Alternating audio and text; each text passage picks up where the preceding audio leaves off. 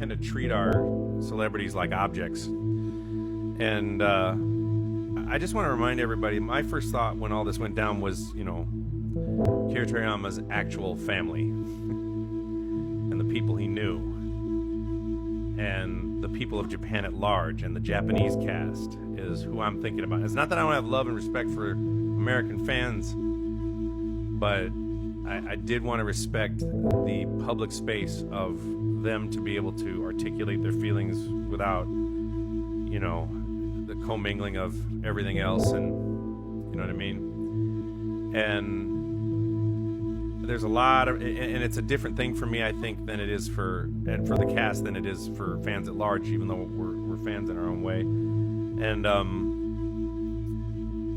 it hit me pretty hard from a lot of perspectives, and the reason the title of this stream is Akira Toriyama Sensei Saved My Life and I Never Even Met Him is not a metaphor. It's quite literal, and I'll explain it here in a second. But what I wanted to do with everybody is I wanted everybody just want to have a moment of silence where everybody doesn't type in the chat for a second, and I wanted everybody to think about how, because here's what's astounding about this man, and he's not the only one who's been able to do this, but it's probably a handful of people on Earth who've been able to do this. Think about just what one person can do, in this case Akira Toriyama Sensei, with a pen and a staggering imagination. Just staggering. I am an ant, folks, compared to that, and I can't even wrap my head around it,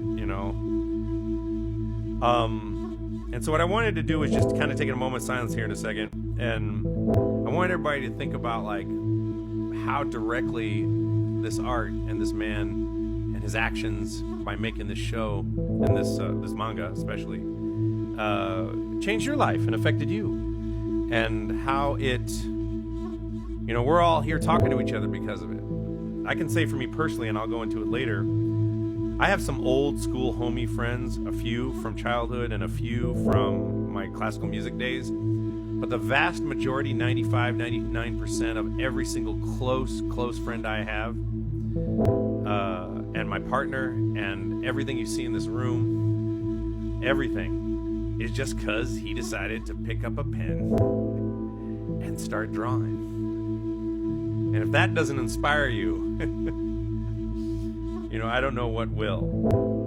But there's a number of things I can say, but before I do that, we'll do this silence here in a second. I want to get a few things off my chest, but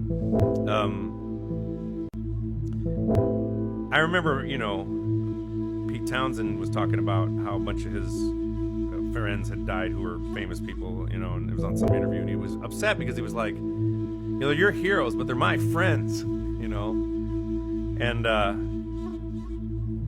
I never met him. Obviously, we were not friends, but I have met some of the Japanese cast, and I know they've got to be just, I can't even imagine. And they lost one of their own, you know what I mean? Like, so for me, I wanted to respect that. Like, we all love him, and we love Japan, and we love, but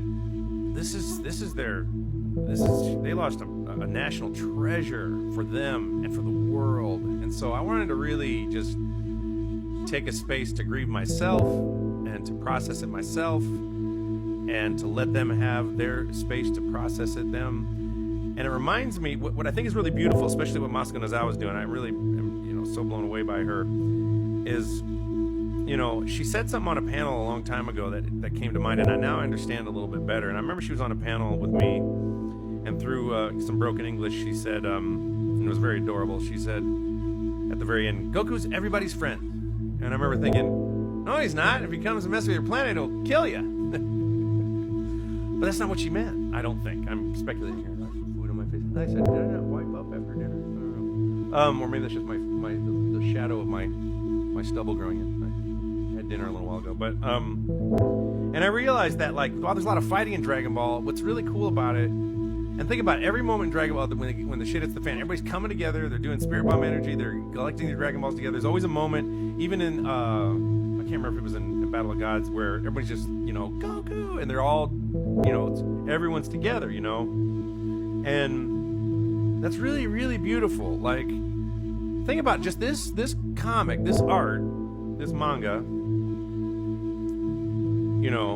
it's brought countries together. Like, I'm sure, Japan-American relations, like, I would even wager that, like, if for some reason we had a conflict with Japan and manga or Akira Toriyama or Dragon Ball didn't exist, I think that we could avoid conflict if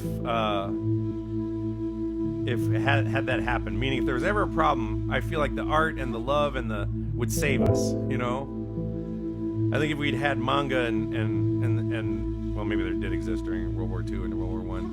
I think there's no big conflict. I just think it would just bring everybody together. And the reason I bring that up is because this is why I'm so passionate and serious about my art. Stop giving me your money. Yeah, I don't want to. This is not monetized. Like, this is. I'm seeing people monetize on Akira Toriyama's death, and I'm disgusted by it. So, that's people, but what they're gonna do. But I guess the point is that I was talking about Masako Nozawa and how Dragon Ball just brings everybody together. Like, it's a show about fighting that brings everybody together. Like, I mean, it's more than a show about fighting. But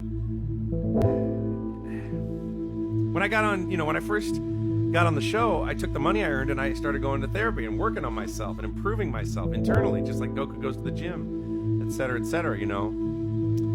and I guess that's all I want to say right now until I think of something else, because I got distracted by the chicken thighs. But the amount of love and the connection and the amount of rabid fans I've seen in the last 25 years just is a testament to the power of his storytelling ability and his ability to relay ideas visually. It's funny, when I first got on the show, I knew that a lot of comic book and manga artists, comic artists especially, will draw themselves into the show or into the art. And I looked at Goku and I'm like, and I saw a picture of Akira Toriyama and I was like, is he drawing himself into? I couldn't quite tell. And just out of the blue, after he passed, I saw a younger picture of him and he's making this like happy, excited face. And then I saw it. I was like, holy crap, he's that's the face. That's the Goku face when he's like, when he's all happy, which I've seen a jillion times. And I realized that as an actor, I've been channeling this character, in English for 25 years, this month, by the way. And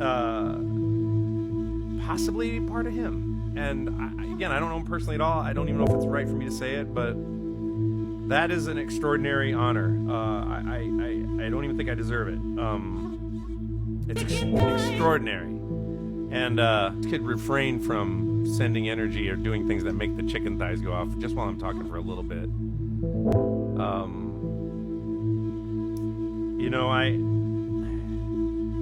I spent a lot of years in therapy and doing psycho-spiritual work and thinking about the connection of everything, and how I was a lost person when I got on the show, and I was really looking for the thing that would be my purpose in life, right? I thought it was French horn, and I was doing that for a while. And I'm not a big prayer guy. I'm a functional atheist and world's angriest Buddhist, but I did a little meditation, put it out in the universe, just give me something that I could commit to, that I would treat like gold. And right after that, I auditioned for Dragon Ball, and it was my first audition, and I got the lead, which was shocking and undeserving probably. And then I decided to go hard and just commit, which is what I do with art. When I'm passionate about something, it's go 100 bajillion% or go home. And that was true on French horn. It's true on Dragon Ball as well. It's just how some people think I take it too seriously, and then I go, well, that's why I'm good at it.